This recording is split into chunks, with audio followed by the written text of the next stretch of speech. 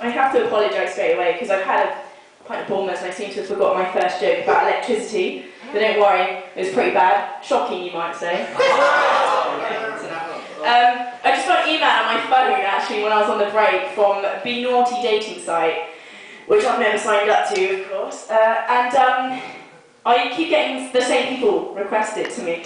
45-year-old, balding, northern, ex, probably sex offenders. And if their motto isn't opposites attract, it fucking well should be. Yeah, moving on. So I really want to be a one-liner comedian, always, all my life. Always want to be a one-liner comedian. Fortunately, my handwriting was too big, so it didn't really work out. Could have typed it. A lot of people don't take me seriously as a stand-up comedian, because everyone knows, I think, that my first gig was for a deaf charity. But then again, I didn't hear any complaints, so that's the level we're dealing with tonight, guys. Alright? Yeah, I hate stereotypes. I think everyone does. My particular stereotype is I came out in a pub once.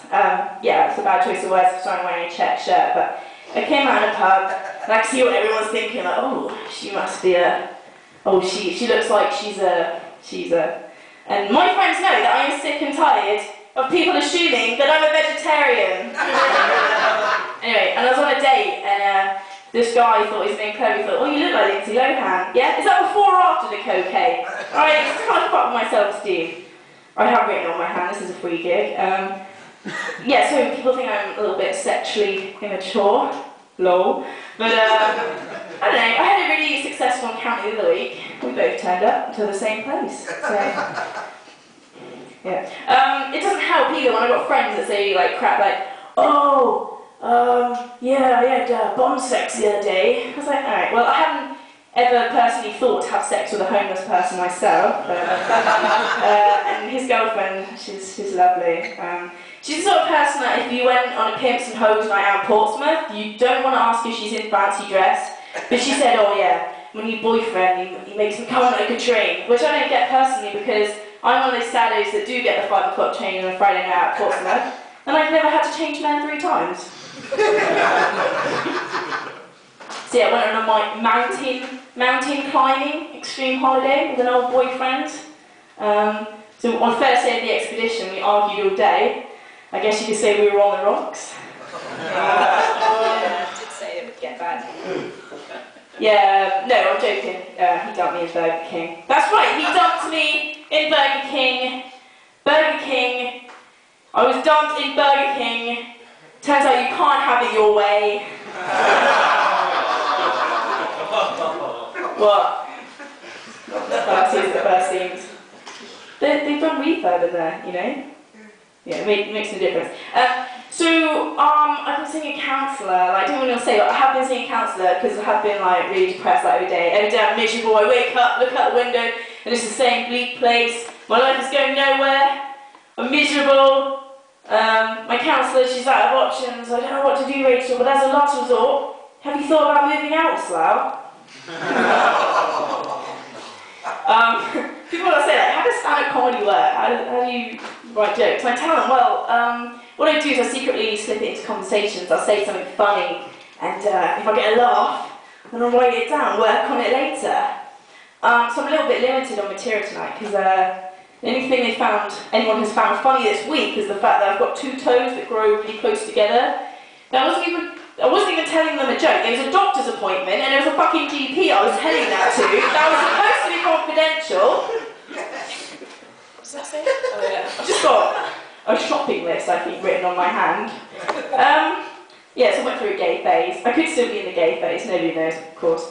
And I had a boyfriend at the time, and I was really worried that I'd have to leave my boyfriend, because I don't really want to. But it was okay in the end, because I didn't have to leave my boyfriend. Because even if I liked women, I could stay with him, because he was a cunt. I was walking past Spoons the other day, actually. I love Spoons. And I was just walking past, I saw a guy drinking outside. I didn't even acknowledge him, didn't have time. And he said, alright, fucking students with your tax you're not paying and your student card. And I was like, alright, that's the second time I've seen my lecturer now in spoons. And he was with his mates. And I thought, alright, I know you, but the other ones, it's alright, it's 11 AM, it's Tuesday morning, you're wearing trackies and you're drinking. Yeah, no, you're right, no, I am a drain on society. But what I do love about these people is that they can inspire me not to drink special brew. And I did some research on special brew, and I found out that I think we're the only country that makes like special brew, which means, as a nation, we are the only country to have a drink that promotes homelessness.